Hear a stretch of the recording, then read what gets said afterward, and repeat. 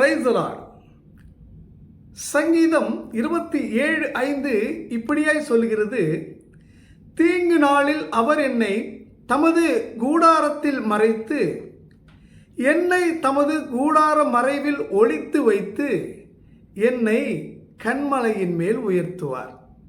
ஒரு தீமை நம்மை சூழ்ந்து கொள்கிற பொழுது தம்முடைய கூடார மறைவில் மறைத்து வைத்து, அடுத்த லைனில் ஒளித்து வைத்து, என்னை கன்மலையின் மேல் உயர்த்துவார். ஒரு தீமையான காரியம் நம்மை அணுகாதபடிக்கு, அப்படிப்பட்ட சூழ்நிலையில் அவர் வேடிக்கை பார்ப்பவர் அல்ல என்பதை இந்த வசனம் உணர்த்துகிறது. சிலர் கேட்கலாம், ஏங்க அவர் நம்ம மறைச்சி வைக்கணும், இல்லை நம்மளை ஒளித்து வைக்கணும்? எங்களுக்கு தெரிஞ்சு கர்த்தர் நமக்காக யுத்தம் செய்கிறார் அப்படின்றதான் நாங்கள் பார்த்துருக்குறோம். இப்போ எதுக்காக அவர் யுத்தம் செய்யாமல் எங்களை மறைத்து வைத்து இருக்கிறார்? முதலில் நமக்கு ஒரு முழுமையான ஒரு பாதுகாப்பு தேவை. ஏன் என்னென்றால், பிசாசானவன் எப்படிப்பட்டவன் என்று வேதம் கூறுகிறது. கர்ஜிக்கிற சிங்கத்தை போல எவனை விழுங்கலாம் என்று சுற்றித் திரிகிறவன் தான் இந்த பிசாசானவன். விழுங்குவானா அப்படியே வாயில் போட்டு முழுங்கிடுவான், அப்படியெல்லாம் இல்லை. விழுங்குவது என்பது நம்முடைய பரிசுத்தத்தை முதல்ல அவன் விழுங்குவான், நம்முடைய ஒழுக்கத்தை அவன் விழுங்கிடுவான். சபைக்கு செல்லுதல், நன்மையான காரியங்கள் எல்லாத்தையும் அவன் விழுங்கிட்டான்னா நாம் என்ன பண்ணுவோம்? அவனுடைய சாயலுக்கு மாற்றப்படுவோம். அவனுடைய சாயல் என்ன? அடுத்தவங்களை விழுங்குறது. யுத்தம் அப்புறம். முதல்ல என் மகனுக்கு ஒரு பாதுகாப்பு தேவை அப்படின்ற காரியத்தில் அவர் மறைத்து ஒளித்து கன்மலையின் மேலே உயர்த்தக்கூடிய தேவனாக இருக்கிறார். சத்துரு நம்மை நெருக்குகிற நாளிலே கர்த்தர் நம்மை பாதுகாப்பவராக இருக்கிறார். நமக்கு தெரிந்த ஒரு வேத பகுதி லோத்து.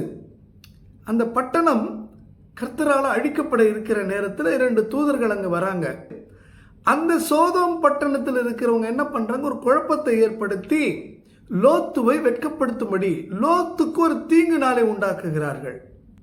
எப்படியாவது லோத்தை அசிங்கப்படுத்தணும்.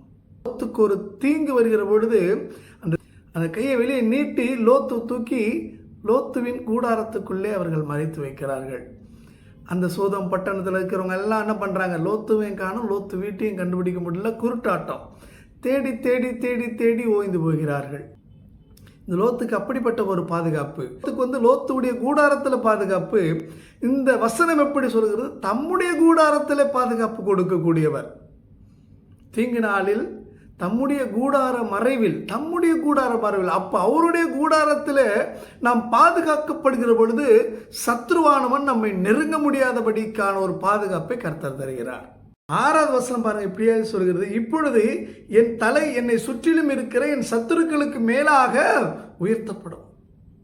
அவன் அண்ணாந்து பார்ப்பான் உங்களை. அப்படிப்பட்ட உயரமான கன்மலையின் மேல் உங்களை அவர் நிறுத்துகிறவராக இருக்கிறார்.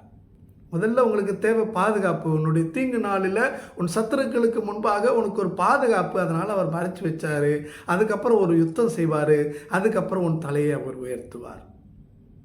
தலையை எண்ணெயினால் அபிஷேகம் செய்து உன் சத்துருக்களுக்கு முன்பாக உனக்கு ஒரு பந்தியை ஆயத்தம் செய்து அவர் உன்னை உயர்த்துவராக இருக்கிறார். சத்ருவானவன் எப்படிப்பட்டவன்? எவனை விழுங்கலாம் என்று சுற்றித் திரிகிறவன். ஆனால் நம்ம கர்த்தர் நன்மை செய்கிறவராகவே சுற்றித் திரிகிறவராக இருக்கிறார். அப்போ நம்ம வாழ்க்கையில் ஒரு தீங்கு வருதுன்னா அதிலிருந்து அவர் நமக்கு நன்மை செய்கிறவராகவே இருப்பார் என்பதை நாம் விசுவாசிக்க வேண்டும். கர்த்தர் தாமே உங்கள் யாவரையும் ஆசீர்வதிப்பாராக. ஆமென்.